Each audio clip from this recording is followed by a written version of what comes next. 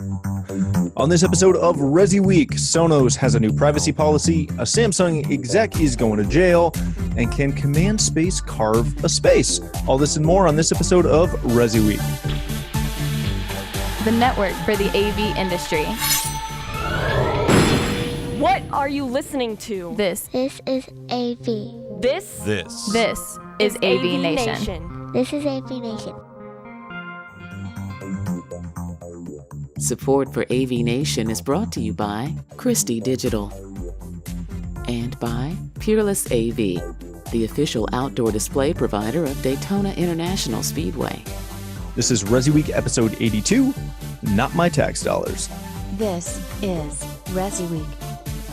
Welcome to Resiweek. This is your weekly wrap-up of all the latest news and stories for the residential AV industry. I'm your host, Matt D. Scott for AVNation.tv, and today I'm pleased to be joined by Stephen Brawner. He's the president of Pro Audio Georgia. How are you, sir? Outstanding, my friend. It's a beautiful day down here in Florida. Excellent. It's a cold day up here, shockingly enough. You're in Canada. Exactly. It goes with the territory. The person you hear laughing right there is Jason Griffin. He is the partner development manager for One Vision Resources. How are you, sir? I'm doing great, Matt. I appreciate you having me on the show. Hey, thanks for coming back. And last but not least, coming and filling out the other half, the other international half of today's show is Bruno Napoli. He is the CTO at Kirka. How are you, sir? Very fine. Thank you. Thank you for having me here. Actually, it's 9 p.m. here in Paris. I was going to say, nice. thanks for staying up late with us. Pleasure. All right, gentlemen, let's jump into our first story. This comes to us from ZDNet. If you missed this story, you must have been living under a rock. Sonos is saying that users must accept their new privacy policy or their devices will cease to function. Essentially what they did is they rolled out a software update. Part of that software update included a new and updated privacy policy. If you didn't agree to the privacy policy, well, you kind of lost a bit of functionality and you're looking to lose functionality in the future. So, Stephen, does this concern you from essentially the privacy standpoint that they're updating their policy and changing the way it is going to the product's going to perform? So it doesn't really concern me because every single device that we use, whether it's your smart TV, your smartphone, they all have these long disclosures. And in every single one of them, it says you have no privacy. I mean, you can break them all down to that exact same phrase, you have no privacy. It amazes me to hear people talk about, I want my privacy, and they whip out their iPhone. Are you freaking kidding me? So the other side of it is that, and we mentioned this before the show, Sonos has decided that if you don't accept their privacy policy, your equipment will stop working. My guess is probably within 30 days.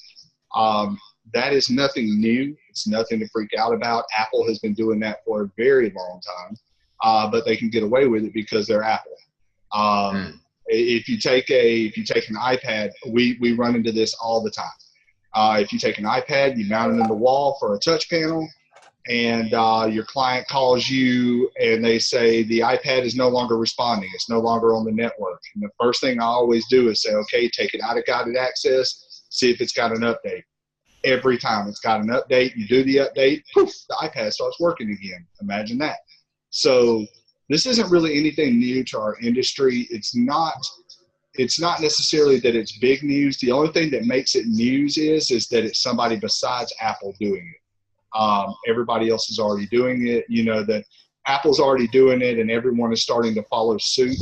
And I think that that's the biggest issue here is that people don't care when it's Apple. All of a sudden they care that it's Sonos.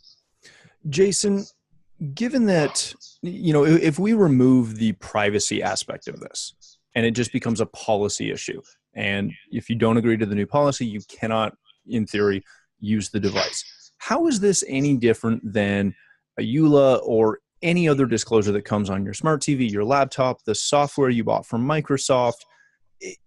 In theory, this is pretty much all the same thing, is it not? Yeah, I mean, to me, I think it is. Like, I think the headline on this one really grabs people's attention for obvious reasons. But to me, I don't take major issue with this. Quite frankly, I think that the headline too is a little bit misleading. Like I pulled up the story here as we're talking about it, right? And there is a quote that I think is really important, and it says, if a customer chooses not to acknowledge the privacy statement, the customer will not be able to update the software, and over time, the functionality of the product will decrease, right? So my understanding of this story is that it's not like as if you deny that acceptance and then all of a sudden tomorrow your product doesn't work anymore, right? The way I'm reading it is that they've got some new things coming where they're concerned about user privacy. They want users to accept the new terms, and if they don't, then they're going to not be able to get updates. Now, obviously, just like a computer or smartphone, if you ignore updates for long enough, it'll stop working. So to me, you know, I get it. I understand the sort of visceral reaction on the part of people, but quite frankly, owning these devices is a privilege, not a right, I suppose. And if the company wants to impose those sort of rules to protect themselves and presumably to protect their users, then, you know, in my opinion, it's their prerogative to do so. Very good. Bruno, your company works specifically in, you know, networks and IT security, essentially, and things like that. Does the level of information that these companies, these manufacturers make, access and send back to the home base, does that concern you beyond anything other than, you know, hey, we now know that Matt likes to listen to John Mayer in the kitchen and EDM in the garage where his wife can't hear it? Okay. When we did at Krika the integration of Sonos, we had to go deep into Sonos, and we had to go a little. You know, Sonos didn't have an API, an official API for a long time, so we had to do some reverse engineering, and we found out that Sonos is just listening to absolutely everything. You have the listing of all the computers that are in the house. You have the listing of all the shared file in the computer, in the NAS. Actually, you will find the complete topology and the complete folder of absolutely everyone in the house. They have this. Now, the question with Sonos is, from what I understood, because no one really knows exactly what's about this Sonos stuff, but from what I understood, if you do not accept us to get all your data, we will cut the Sonos service. So it's not a good message. Mm-hmm. But they already have everything. As Stephen already said just 5 minutes before, everyone know everything about it and about you. And we lost our privacy the day we use credit card. Right. And I think that's the bigger thing, is that anytime you're using any of these devices, someone is getting that data. Someone is accessing that. All right, yes, gentlemen. This time, mm-hmm. Sonos blackmail us and say, if you don't give us your data, it's something like this. If you don't give us your data, we're going to cut the service. And right. This is not good. No, not at all. Well, again, I think, you know, reading from the story here, the quote goes on to say, the customer can choose to acknowledge the policy or can accept that over time their product may cease to function. So may cease to function. I don't think this is great for consumers. Don't get me wrong. But at the end of the day, again, I think Sonos is simply there. You know, there's a lot of rumors going around, right? Well, I shouldn't even say rumors. I mean, we know that voice control integration is coming with Sonos, and that changes a lot about privacy. So presumably a lot of this revolves around the fact that they're going to have either an Alexa integration, through software, or perhaps even hearing rumors of a built-in Alexa built in to a new Sonos speaker. So, you know, they're just having to adapt their privacy policy to some of their new realities. And if users really feel that strongly about it, they can deny that policy, but they're just not going to get updates in the future. So one last question before we jump off this story. If you don't like what Sonos is doing and you're unhappy with this plan, who do you go to that offers the same type of functionality that doesn't have a crazy policy though on this? Because they all have policies. Right. They're all collecting data. You can shake your head all day long. They're still collecting data. Yamaha doesn't care anything about your personal data. Read their EULA. They don't care. And the Yamaha MusicCast system does things Sonos hadn't even thought about doing yet. So Yamaha MusicCast changed the whole game. They have full two-way feedback. They've got all the stuff Sonos has, and they're not asking to take your data. And it's better sound because instead of being made by an IT company, it's made by an audio company. So you know what, Steven? Until Yamaha include an Alexa inside, until that day, because sooner or later everyone's going to have to include a Google stuff or an Amazon stuff or anything. I don't disagree. I don't disagree at all. But the question was proposed: who would you recommend to do it? And the answer is there's an actually better technology, which is a Yamaha MusicCast. It's better than Sonos. Yeah. And the reason why is Yamaha doesn't use broadcast storms, so it doesn't crash as many networks. And there's a lot of reasons why, but the Yamaha product is a better product overall, and they're not asking for that advice. So if a customer comes to me as an integrator, I sell them Yamaha MusicCast as opposed to Sonos. Now, eventually, sure, they're going to want your data. Google doesn't deal in advertisements. Google deals in data. So because of that, everybody eventually is going to have to get on that bandwagon. Everybody's going to do it. Just like Bruno just said, everybody's going to have to do it eventually. But right now there is a viable alternative, and that is why there's not a Sonos product on any single integration in my company. Very good. All right, gentlemen, let's go to a story that comes to us from the New York Times. Now, we've been following this for a little bit. There has been a verdict that has come down in the recent Samsung corruption and bribery case. Long and short, the current kind of acting chairman is going to jail for 5 years. Lee Jae-young was sentenced to 5 years in prison over bribery scandal that had already essentially brought the downfall of the country's former president. Now, what I find interesting about this is in the past, and when you read through the article, and if you've been following this story, Samsung kind of has always had white glove service. They've always kind of done whatever they've wanted in South Korea without any issue. Jason, I'm going to come to you first on this. Does this story have really, like, I understand it's a big deal. Don't misunderstand. But does it really matter in the grand scheme of things that he's going to jail? I got to be honest, like, I hadn't been ever aware of such, dealings with Samsung in their home country, and I have to plead ignorance on that, and maybe that's just, who knows why that is, right? Quite frankly, I think here in the States, no, it doesn't. I think people want, people want great TVs at an affordable price, and Samsung delivers that.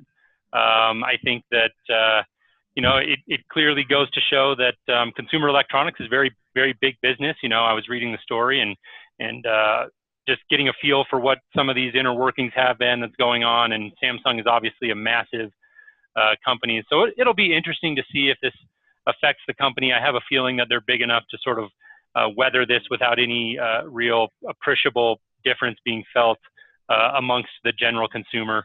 Interesting story nonetheless, but I got to be honest, I got a hard time finding a direct tie-in here for your typical home technology professional, much less your casual consumer.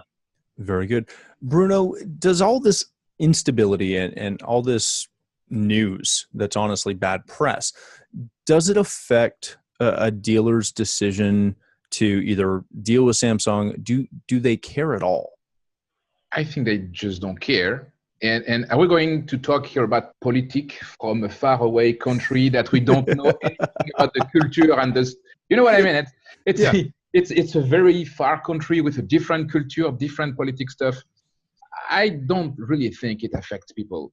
Now, in France, this would never happen because in France, every big boss of big company rigging all government member. And if it happens, next year the guy will be hired to go into the government. So this will never happen in France. But Samsung. But Samsung is more seriously. Samsung is a huge company with different heads. There is maybe 58 or 60 different companies into Samsung. It's a multi-head company. It's a country into another country. Mm-hmm. I'm not sure that if you cut one head, it will affect anything. This big machine can self-repair itself. Mm-hmm. I think it will not affect anyone here. And if you go and search, if you want to search, you will find those kind of stuff in every big company. Every time there's money, every time there is a government, there is stuff like this. So it's not a big story, actually. Stephen, can we expect to see, given that the article is essentially alluding that Lee J, that he's going to run this from prison, continue to run Samsung from prison? Can we expect a quality blockbuster movie a la every U.S. mob movie focused on the Samsung story? Because that's what I want to see. This is such a non-issue. I want Jet Li to play him too. I saw this come across as one of our topics to discuss, and honestly, it's cool to have something to laugh at. It doesn't really matter. Money and power, they breed stuff like this. And unbridled money and unbridled power is going to breed this even faster, even more. So you're literally looking at the royal family of South Korea. Mm-hmm. So is it that big a deal? I'm sure to the family it is. It's embarrassing. Now, that particular culture, your reputation's everything. See, in our culture, CEOs, you look at what the guy did with the EpiPens, or lady, I can't, anyway, what they did with the EpiPens. The guy made his millions. He don't care. Our culture doesn't care, but that culture, your reputation means a lot. So is it going to affect consumer electronics? Nah, not even a little bit. It's a side story to a lot of other really cool things that are going on. But as far as the culture impact in South Korea, I think that it may ripple through South Korea because right now their government is cracking down on this. They actually have a term for it. I think I read it in the article, but I had read this before as well. When the father of this guy had been convicted, I read a big thing on it asking the same question. Twice. Yeah. I was asking if this mattered. And honestly, in our country, other countries, it doesn't matter. And we're not going to get into what a man's word means anymore. But in South Korea, they still believe in that lifestyle. And the new government that's come in has said, you know what, all this corruption, done. We're out of here. So it won't affect us as consumers, but it will affect them as a country. So I won't say it's a non-story overall, but it's a non-story for consumer electronics. Nobody cares. You're talking about a company that just bought Harman. Dude, seriously, that's what concerns me. Them being in control of a line like Harman is important. Their top guy getting arrested for being corrupt, they're all corrupt. You freaking kidding me? They're all corrupt. What Donald Trump said. He made it to where he is because he bought off every politician, not just Democrats, not just Republicans, every politician. So, I mean, it's the same thing everywhere you go. Just not a big deal as far as we're concerned. I just hate it for that family because I know that culture. I have friends from that culture. I know that family is really taking a hit right now, and that sucks. But they got themselves into it, so don't cry me a river. I don't want to hear it. Very good. All right, let's go to a story that comes to us from TechCrunch. Now, if you're as old as I am, you're going to remember Netscape. I know Stephen does not remember this at all, and I'm not going to say anyone else does either, but I do. I remember Netscape. I remember it being a fun little browser and all that fun stuff. But it seems that the former founder of Netscape, Jim Clark, has decided he's going to start a new company. This is going to be called CommandScape. It's a home automation and building control system that controls everything in the home or the business. The major difference being that this is going to be a completely wired system. It seems that they are going after something that is essentially as secure as possible. Bruno, I want to start with you on this. Does a company that's going after the home automation market, do they have a play in 2017 as a fully wired, no wireless options at all company? For security reason, for the type of clients, maybe high-end clients they want, yes, I'm sure there is a need for this. We were just talking about Sonos and privacy and stuff like this. For everyday people, I think it's not an issue, maybe.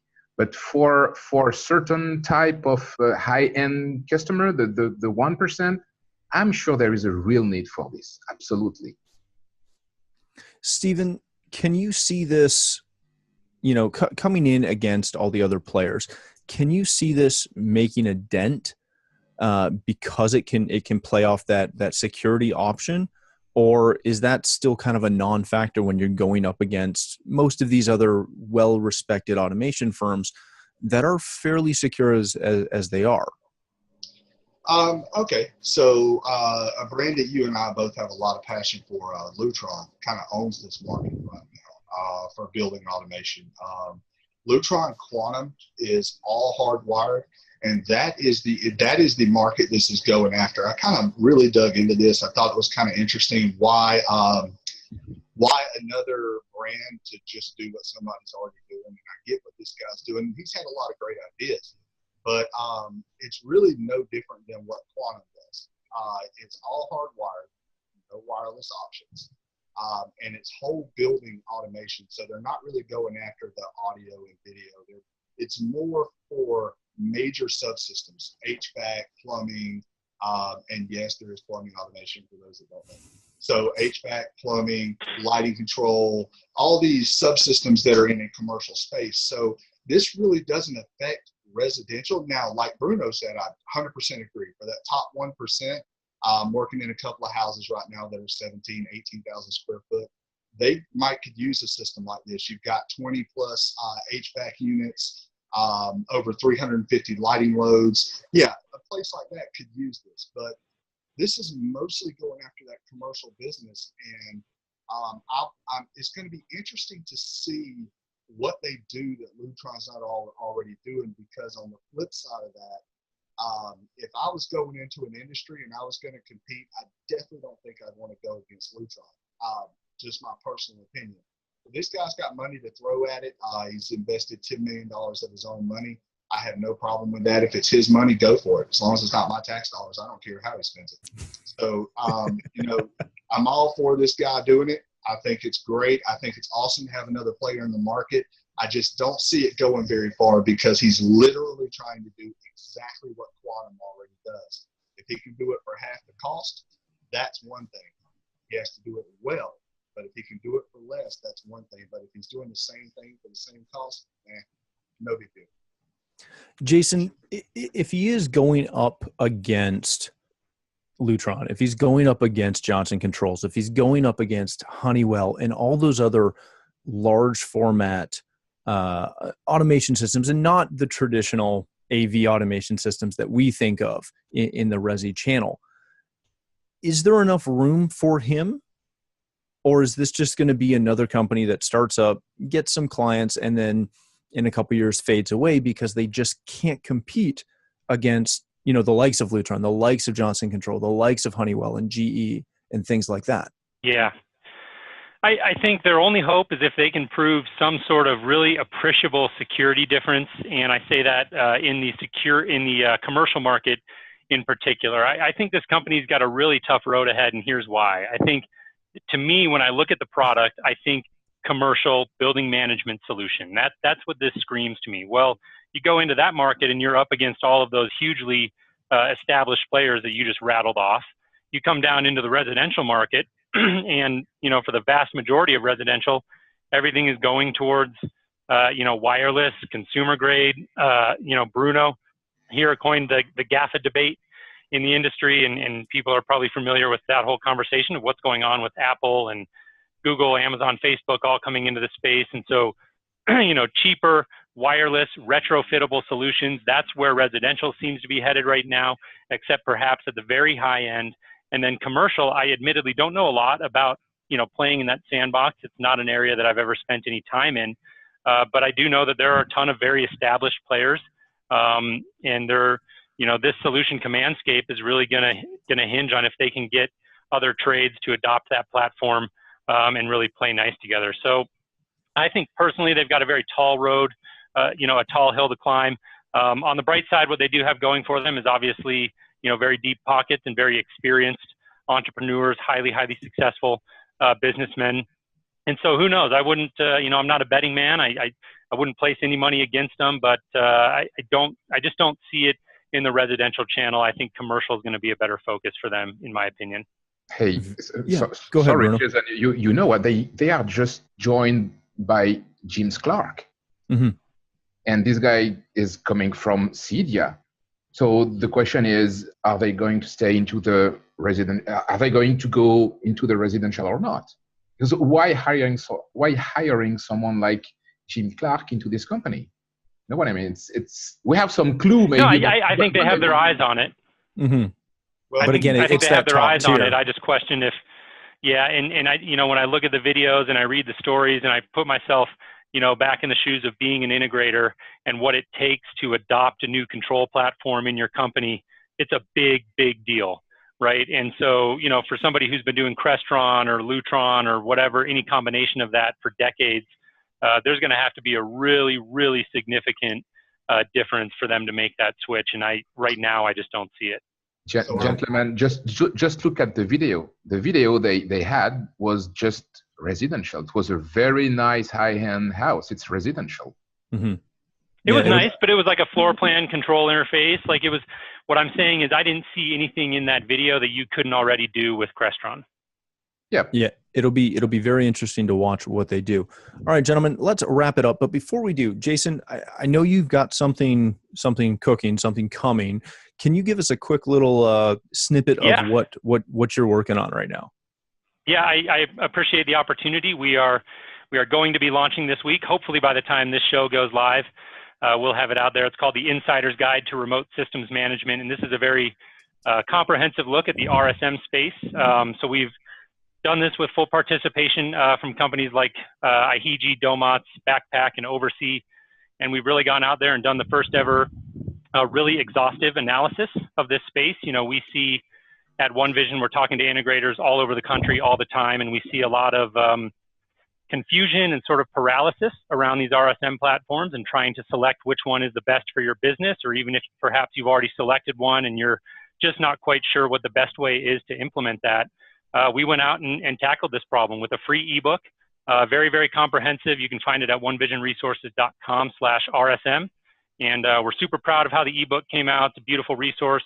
I do want to mention, though, that this project is also done in 2 different parts. So accompanying that, we're going to have our RSM master feature matrix, which is really cool. We're super proud to say that we had full 100% manufacturer participation in the results of this. It's an online comparative tool that readers can go, and after they learn about what all the features are, and we provide some business impacts and insights on how these individual features can affect your business, you can jump over to that matrix, which we're going to keep up to date in conjunction with the manufacturers, and do a full comparison of over 50 different features and see how the different manufacturers are handling those. And so we think it's going to be a really valuable resource for the industry. At OneVision, the underlying belief under everything we do is that service, providing exceptional service, is going to be the bedrock on which the future of our industry is built. And we think that RSM is a very vital part of that strategy. So we put together what we think is a really awesome resource, totally free. So once again, onevision.com or onevisionresources.com/RSM, onevisionresources.com/RSM. So I appreciate, Matt, the opportunity to share that with your listeners. Of course. Thanks again. All right, gentlemen, that's all the time we have. Bruno, thanks for joining us all the way from Paris. Thank you. How was my French there? Wasn't that awesome? Oh, your French is good. We talk French. We talk French back when we were in Orlando. You're just great. You're great. My four French words are just on point. I know it. Where can people connect with you, Bruno? They can go to the website get-crica.com, and there's all the information there. Beautiful. Again, thanks for joining us. Stephen, thanks for joining us from an undisclosed location. Where can people connect with you? I'm on Pro Audio GA on Twitter. You can find me, just Google it, proaudiogeorgia.com. I am all over the place and always love to talk to any integrator, any company. We are finding we're doing more business with companies on product development. So you'll see a lot of interesting things coming out that have Pro Audio Georgia influence, which is amazing. So I look forward to revealing some of that stuff in future broadcasts. But for right now, just look me up on Twitter, Pro Audio _GA, or anywhere. I'll be at Cedia. Everybody needs to be at CEDIA. Don't get caught slipping. If you're not at CEDIA, don't talk to me. So I really look forward to any outreach that anyone has. And I want to give a quick shout out to my man Bruno here, who is probably the most active and intellectually involved guy on the CEDIA community forums. It really is. We don't always agree. I've had a couple of discussions, but I think that of all the people that are involved in our industry and are constantly thinking outside the box and trying to improve our industry, I think you'd have to put Bruno in the top 3 at all times. Most definitely. Thank All right, you. Jason. Thank you, Stephen. Thank you very much. You're very welcome. Remember to pay you a beer when Yeah, absolutely. All right, Jason. So first of all, you better be going to CEDIA, otherwise Stephen won't talk to you. But more importantly, absolutely.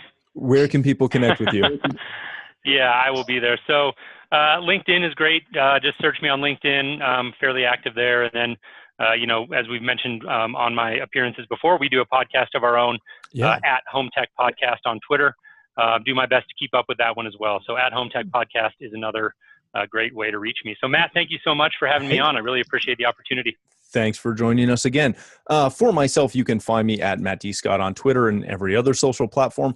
But more importantly, please take a moment to stop by AVNation.tv. You'll find this show as well as a wide variety of our other shows with all the verticals that we cover. When you visit the website, please take a second to check out our underwriters. They support us. We're extremely thankful for that and ask that you support them as well. Thanks again for watching. That's all the time we have for this episode of Resiweek.